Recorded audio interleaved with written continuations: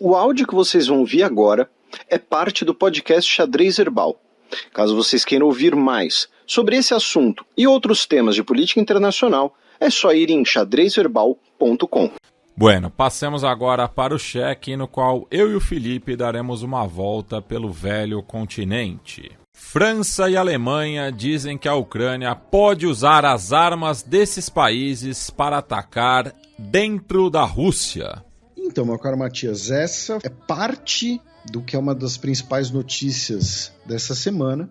O Emmanuel Macron se encontrou com o Olaf Scholz, né, o premier alemão, no castelo de Messeberg, tá, que fica ao norte de Berlim, como parte de uma visita de Estado, que depois a gente vai até mencionar de novo.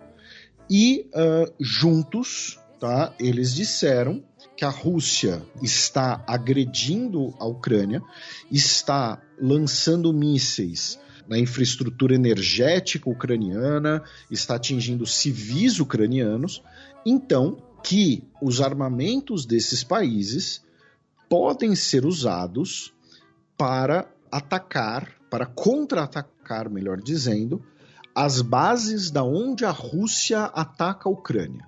Lembrando que a França forneceu mísseis de cruzeiro para a Ucrânia e a Alemanha não forneceu mísseis de cruzeiro, mas está sendo pressionada para fornecê-los, mas forneceu diversos outros tipos de munições, tá? Então, o que esses dois países estão falando é: se a Rússia atacar uma usina de energia, vamos dar um exemplo aleatório aqui, uma usina de energia ucraniana, a partir de um determinado local, e esse determinado local estiver ao alcance das armas fornecidas pela OTAN aos ucranianos, os ucranianos podem usar esses equipamentos. E não foram apenas esses dois países que falaram isso. A Polônia deu declarações similares, a Dinamarca e a Suécia deram declarações similares, e principalmente, nessa sexta-feira, dia 31 de maio, os Estados Unidos, tá, deu declarações similares. Vou aqui citar o Antony Blinken, o que ele disse em Praga. Nas últimas semanas, a Ucrânia solicitou autorização para usar as armas que foram fornecidas para sua defesa contra essa agressão, incluindo contra forças russas que estejam no lado russo da fronteira. E o pedido foi direcionado à presidência e foi aprovado nas condições de adaptação e ajuste, tá? Ou seja, não seria ali um uso indiscriminado, porém é uma mudança de paradigma de todos esses países nesses já mais de 2 anos de invasão russa. Porque até o momento todos os países falavam: olha só, vocês não podem usar nossas armas contra alvos dentro da Rússia. Tanto que os ataques ucranianos feitos contra alvos dentro da Rússia, que a gente tem repercutido nos últimos meses, como refinarias e tudo mais, têm sido feitos com drones ucranianos, né? Muitos deles com equipamentos estrangeiros, sim, mas adaptados pelos ucranianos, né? Aquele ataque ucraniano naquela base aérea no Tartarstão foi feito usando um monomotor civil ali. Pegaram o avião e transformaram ele numa espécie de drone kamikaze de longo alcance, tá? Mas a partir de uma adaptação local. Agora, o que esses países estão dizendo, olha só, os mísseis de cruzeiro que a gente forneceu, os foguetes de longo alcance, né, as baterias César fornecidas pela França, vocês podem usar para atingir alvos no Oblast de Belgorod, podem atingir alvos do outro lado, né, do Mar de Azov e por aí vai. Então, é uma escalada importante. Além disso, essa semana foi confirmado o envio de instrutores militares franceses para a Ucrânia, né, algo que já havia sido ventilado pelo Macron e agora foi confirmado. Então, estamos falando agora, no mínimo, 4º país da OTAN com instrutores militares em solo ucraniano, porque nós sabemos que temos instrutores militares suecos, britânicos e dos Estados Unidos lá, tá? Isso é confirmado, fora os que devem, né, extraoficiais. Então, é o 4º país que oficialmente vai mandar instrutores. Então, assim, é uma escalada importante. Não estamos aqui batendo tambor de Terceira Guerra Mundial, de apocalipse, nem nada, mas não são notícias desprezíveis e são notícias que foram declaradas, né, foram mudanças de doutrina que foram declaradas em conjunto. Então não foi que assim o Macron deu a louca na cabeça dele e ele decidiu falar alguma coisa. Não, ele falou junto do Olaf Scholz. No dia seguinte, o Antony Blinken falou coisa similar. No dia anterior, o governo polonês falou coisa similar. Então, é uma mudança substancial na política coletiva dos países da OTAN. Não é algo desprezível, repito. Ao ponto que o Dmitry Peskov, na segunda-feira, dia 27, né, disse que a OTAN está em confronto direto com a Rússia. Né? Ele voltou a repetir essa retórica russa. E uma notícia também complicada dessa semana, meu caro Matias, que é o seguinte. Segundo o jornal Washington Post, né, a Gazeta Jeff Bezos, né, podemos chamar assim também, autoridades dos Estados Unidos estão preocupados com o fato de que a Ucrânia, nas últimas 2 semanas, atingiu pelo menos 3 locais de detecção preliminar de mísseis balísticos. Tá? Então são os sistemas de antenas construídos desde os tempos soviéticos e que depois foram modernizados, claro, e renovados, que servem para a Rússia detectar lançamentos de mísseis na atmosfera. Ou seja, são sistemas que não têm nada a ver com a Ucrânia. São sistemas que a Rússia construiu pensando especialmente nos Estados Unidos. Então, por que a Ucrânia atingiu essas antenas? A Rússia pode falar, olha só, a Ucrânia atingiu essas antenas porque eles querem destruir a nossa capacidade de detectar mísseis dos Estados Unidos, então podemos sofrer um ataque nuclear, então vamos escalar aqui as coisas, algo do tipo. E os Estados Unidos teriam demonstrado preocupação com os ucranianos, falando, olha só, vocês estão malucos? Tá? Atacar justo esse tipo de equipamento, que aí pega mal pra gente e não pra vocês? Então é algo a se ficar de olho também. Tá? Mas então assim, essa semana representa uma escalada na guerra na Ucrânia. Vou repetir, não se trata de bater tambor de Terceira Guerra Mundial, mas de constatar que nós temos coletivamente uma mudança de postura dentro da OTAN. A Lituânia já tinha essa postura, só que a Lituânia é um país minúsculo. É um país que não apita na OTAN, com todo respeito aos Sabonis. Né? Agora não. Agora nós temos as potências nucleares da OTAN falando, olha só, pode atacar lá dentro sim. Começando aqui a transicionar as notícias, podemos levantar a plaquinha do Eu Avisei, porque essa semana tivemos uma conferência entre o Putin, o Lukashenko, em Belarus, e quem também estava lá presente, o ex-presidente ucraniano Viktor Yanukovych, né, o que foi derrubado pela Euromaidan em 2014, extremamente próximo do Putin, e o Putin disse que o Zelensky já não tem mais autoridade, porque o mandato dele acabou. Então, o Putin disse que o parlamento ucraniano teria o dever, a obrigação, né, de remover o Zelensky do poder. E a gente avisou que isso ia acontecer com o fim do mandato do Zelensky, da primeira eleição dele, né? E as eleições estão suspensas até o fim da lei marcial. Falando em apoio, né, militar para a Ucrânia, a Suécia enviou mais um pacotão de armas para a Ucrânia, incluindo os seus 2 aviões radares. Tá? Os seus aviões de alerta antecipado, né? Aqueles aviões que né, voam literalmente com um radar, né, nas suas costas, e a Suécia tinha 2 e vai doar os 2 para a Ucrânia para que eles usem em conjunto com os caças F-16. Tá? Então, uma doação militar de peso.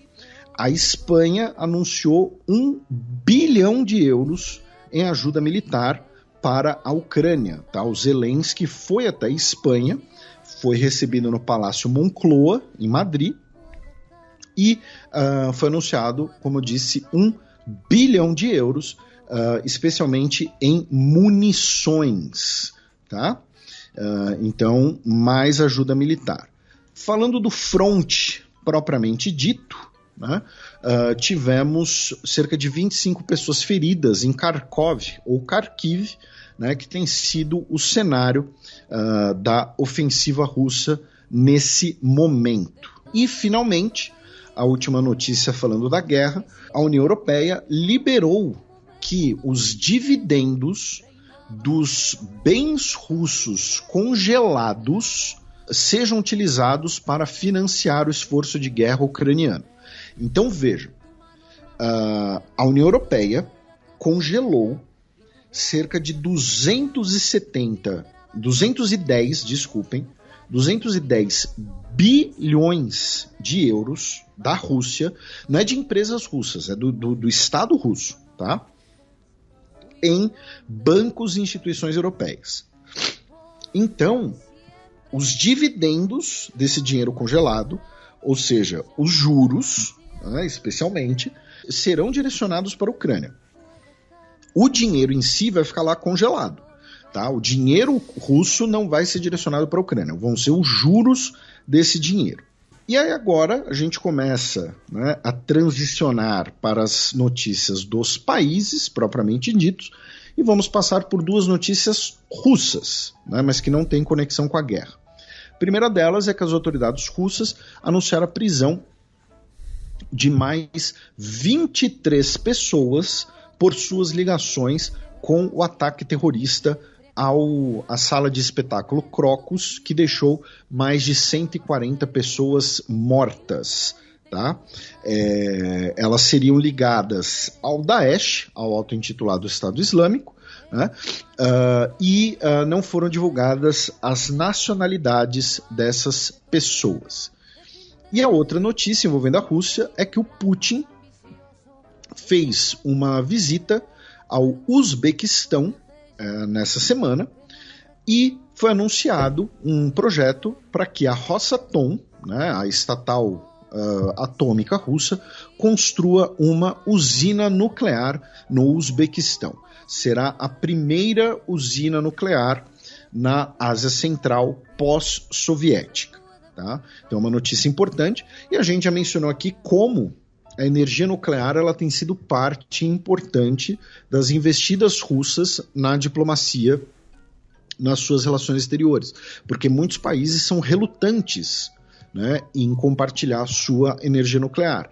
E a Rússia falou, não, a gente vai construir usina nuclear na Turquia, oferecer usina nuclear para a África do Sul, oferecer usina nuclear para Gana, para Ruanda, agora vai fazer no Uzbequistão, né? Então, porque é uma tecnologia que a Rússia tem um domínio, né? Ela é uma grande produtora de combustível nuclear, inclusive.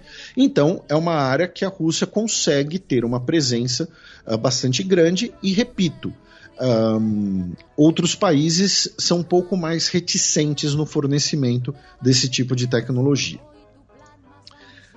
Aí, meu caro Matias, vamos para o Cáucaso, tá? Começando pela Geórgia, já que a presidente do país vetou a lei de agentes estrangeiros, que gerou diversos protestos no país, inclusive, né, tantos protestos que eu não visitei a Geórgia, apesar dos meus planos originais, já que muita gente falava, os caras lá estão ameaçando lei marcial, se tiver lei marcial vai fechar a fronteira, você vai ficar trancado dentro da Geórgia. Acabei não indo e acabou não tendo lei marcial. Mas a presidente vetou, só que o parlamento passou por cima do veto. Né? Então o parlamento teve ali a maioria de 2/3, né, para passar por cima do veto da presidente. Então a lei de agentes estrangeiros está em vigor na Geórgia. A fronteira entre Geórgia e Armênia foi marcada por diversas enchentes nessa semana, devido ao volume de chuvas, tá? Fazendo com que diversos rios transbordassem, especialmente o rio Debed. Tá? 4 pessoas morreram na Armênia. Algumas pontes foram fechadas, uma delas ficou danificada, inclusive, e 4 pessoas morreram na Armênia em decorrência das enchentes. O helicóptero do primeiro-ministro Pashinyan, inclusive, ele viajou até a região de Tavush, para averiguar ali os danos, né, se fazer presente, e no voo de volta teve que fazer um pouso de emergência devido às condições climáticas, né, o que acabou ali, né, ecoando um pouco a notícia do helicóptero do ex-presidente iraniano, né, Ebrahim Raisi, falecido semana passada. E nessa semana foi concretizado, né, o acordo na qual a Armênia devolveu 4 vilas, né, na região de Tavush para o Azerbaijão. Tá? A devolução dessas vilas estava prevista, né, pelo acordo de Astana, porém levou a alguns protestos dentro da Armênia, descontentamento dentro da Armênia, especialmente devido ao processo de limpeza étnico conduzido pela ditadura do Azerbaijão, e também a ideia de que, olha só, a Armênia está apenas fazendo concessões, quando é que o Azerbaijão vai fazer as suas concessões? Mas assim, a devolução desses vilarejos, a entrega desses vilarejos, melhor dizendo, já era prevista, né, nas negociações que vinham desde o início dos anos 2000. E do Cáucaso, agora a gente começa, né, a ir para a Europa continental, digamos assim, passando pela Sérvia, né, já que nesse final de semana teremos eleições para a prefeitura de Belgrado, lembrando que essas eleições são um repeteco, né, já que as eleições anteriores foram canceladas, né, devido às diversas denúncias de irregularidades. Da Sérvia, meu caro Matias, passamos pela Lituânia, já que no último dia 26 de maio tivemos o segundo turno das eleições presidenciais e o atual presidente, o Gitanas Nausėda, foi reeleito ali de lavada. Levou com 75% dos votos, foi reeleito. Na Alemanha, repito, o Macron realizou uma visita de Estado à França, né? Foi a primeira visita de Estado do Macron, de um presidente francês à Alemanha, melhor dizendo, nos últimos 24 anos, né? Lembrando que em circunstâncias anteriores nós tínhamos a Merkel indo à França, na maioria das vezes, né? Porém agora tivemos essa visita de Estado do Macron à Alemanha, incluindo ali a conversa sobre a ajuda militar aos ucranianos, na expansão da possibilidade do uso dos armamentos desses países que a gente mencionou. E também tivemos a conversa, né, sobre a necessidade de aprofundar, né, a união fiscal dentro da Europa. Lembrando que no início de junho teremos eleições para o Parlamento Europeu. Tá? É uma visita, né, que durou 3 dias, tá, do Macron. Então tivemos lá banquete de Estado, tivemos, enfim, uma série de conversas, mas também uma conversa sobre o aprofundamento da união fiscal na União Europeia, o que é o grande tabu, né? A palavra é essa, o grande tabu. É um assunto importantíssimo, é o principal assunto, porém é um assunto que ainda gera muito medo de ser debatido publicamente pelas lideranças políticas. Falando em União Europeia e, né, eleições para o Parlamento Europeu, a Marine Le Pen convidou a Giorgia Meloni, né, a primeira-ministra da Itália, para formarem um supergrupo da direita europeia no Parlamento Europeu depois dessas próximas eleições, né, uma fusão das duas principais alianças, né, de direita e extrema-direita do Parlamento Europeu.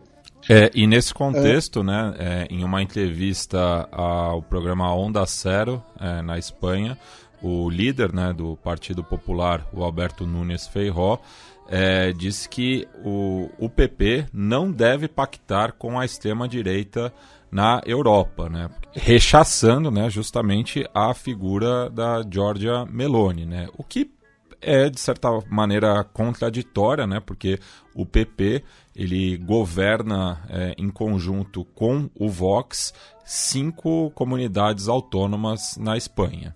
E aí, meu caro Matias, né, você citou a Espanha, e justamente na Espanha tivemos essa semana a aprovação final, tá? Agora foi aprovada, sem mais chance de discussão, a anistia aos secessionistas catalães. Então, a oposição de direita, né, foi aprovada por 177 votos a favor contra 172, né?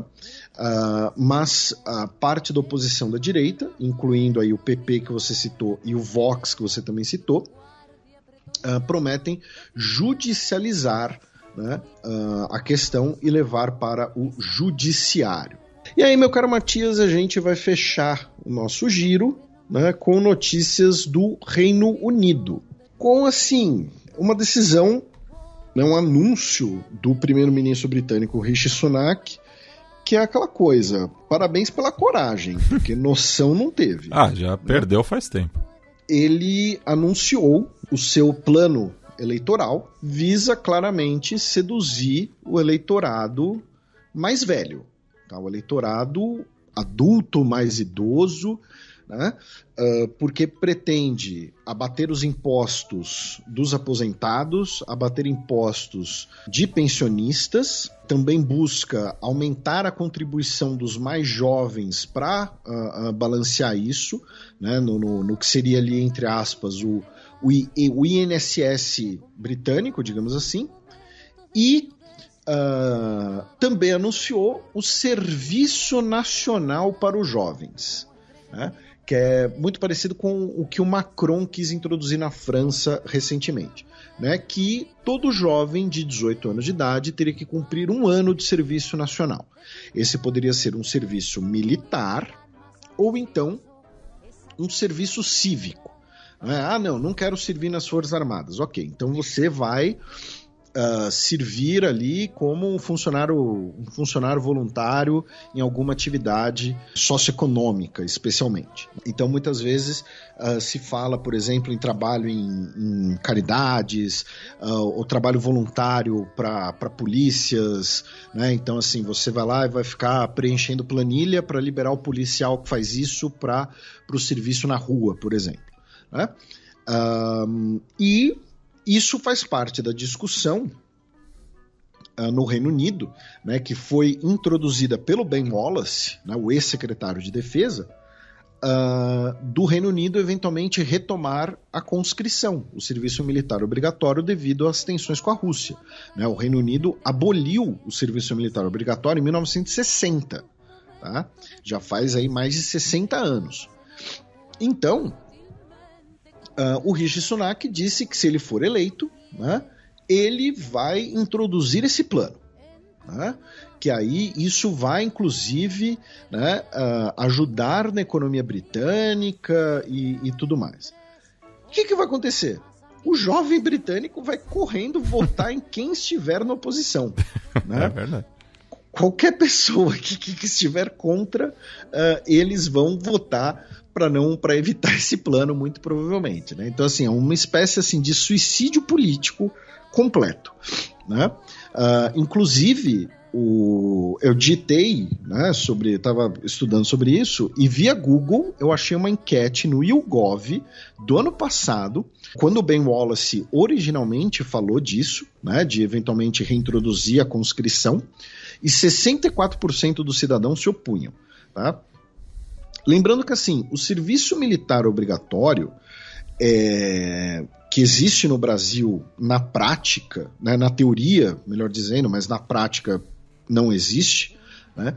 O serviço militar obrigatório, ele tirando situações muito específicas, como Israel, Armênia, as repúblicas coreanas, né, países que vivem na iminência de um conflito, ele é muito problemático, por 2 motivos. Primeiro, se você quiser pensar numa vertente principalista, né, é o Estado obrigando o cidadão a fazer algo.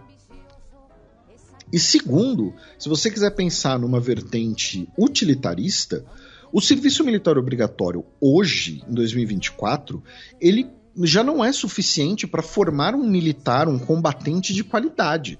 Tá? Por isso que o serviço militar em Israel, por exemplo, é de 3 anos. Para os homens. Para os homens. Né? E para as mulheres é de 2.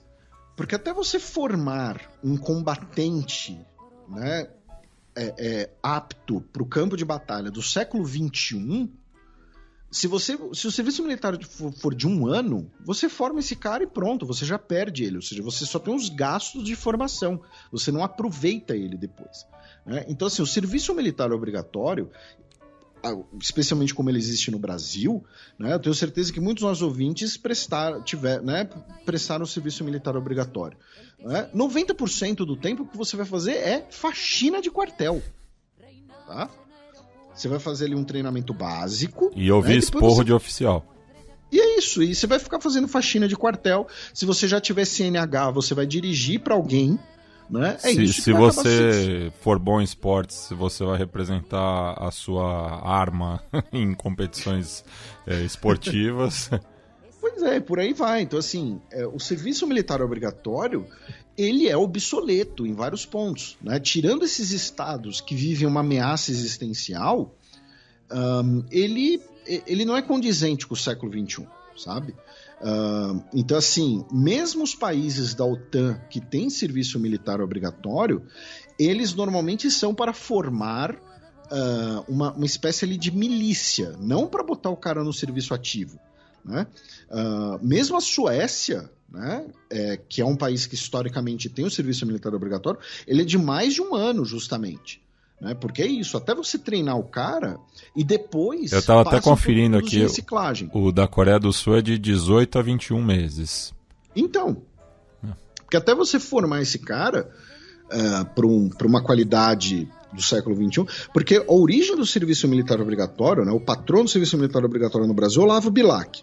Né, a origem do serviço militar obrigatório está, especialmente no Brasil, né, tá no sistema prussiano, né, que era formar um exército enorme, que por sua vez tem origem no Levin Masse, né, da Revolução Francesa, que foi a ideia de que, olha só, todo cidadão é um soldado para proteger a Revolução Francesa. Mas assim, a gente está falando da guerra no início do século XIX. Né, quando era os números, a bucha de canhão que podia decidir uma batalha. No século XXI já não é mais isso. Né, então, o serviço militar obrigatório hoje ele é muito questionável. Então, o Rishi Sunak anunciar isso como parte de um plano de governo é muito bizarro. Tá? E, além disso, 78 parlamentares do Partido Conservador anunciaram que não vão disputar a reeleição, tá? Porque sabem que vão perder. Talvez o principal nome desse seja a Theresa May, né? A ex-primeira-ministra, que anunciou que vai se aposentar da política. Tá?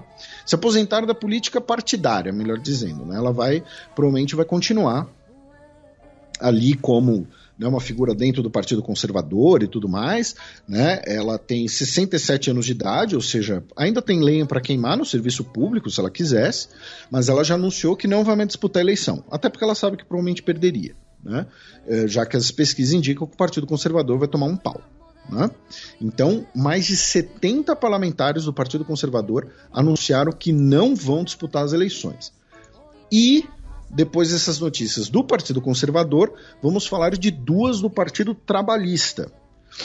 Na verdade, 2 notícias, mas ligadas ao mesmo tema, que é: o Partido Trabalhista estaria conduzindo uma política interna, né, de, digamos assim, limar candidaturas de esquerda, né, ou que considere muito a esquerda, digamos assim. Né? Lembrando, o candidato, né, do Partido Conservador nas próximas eleições, o Keir Starmer, a gente já falou aqui, ele não é um cara de esquerda. Tá? Quando a gente fala isso, não é que, assim, que ele não é um cara de esquerda radical. Ele é um cara ali de centro-esquerda, e olhe lá. Né?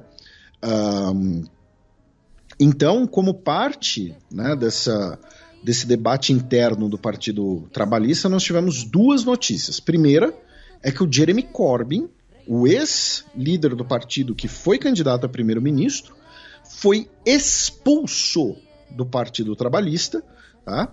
Depois dele ter dito que caso o partido não autorizasse a candidatura dele, né, no distrito dele, de Islington North, ele seria candidato como independente. Tá? As notícias, tá? Obviamente não começou como aberto, mas falaram que o Keir Starmer, que é o líder do partido, teria dito que não autorizaria a candidatura do Jeremy Corbyn pelas denúncias contra ele por antissemitismo, tá? E que nesse momento isso poderia prejudicar todo o partido. E aí, o pessoal da Sky News perguntou para ele: você vai mesmo bloquear o Jeremy Corbyn? Ele falou: vou sim, porque eu quero tirar o antissemitismo do nosso partido pelas raízes. O Jeremy Corbyn, por sua vez, disse então: olha só, se o candidato a primeiro-ministro não autorizar a minha candidatura, eu serei candidato independente. E aí o Partido Trabalhista expulsou ele do partido. Tá? O candidato do Partido Trabalhista em Islington North será o Praful Nargund, tá? Ele que é de origem indiana. Tá? E a outra candidatura do Partido Trabalhista que foi limada, digamos assim, é a Faiza Shahin.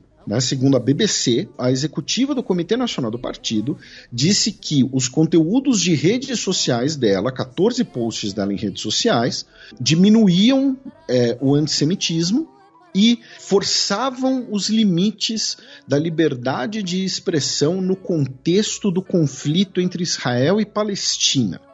Tá? Tudo isso que eu falei agora estou lendo. Tá?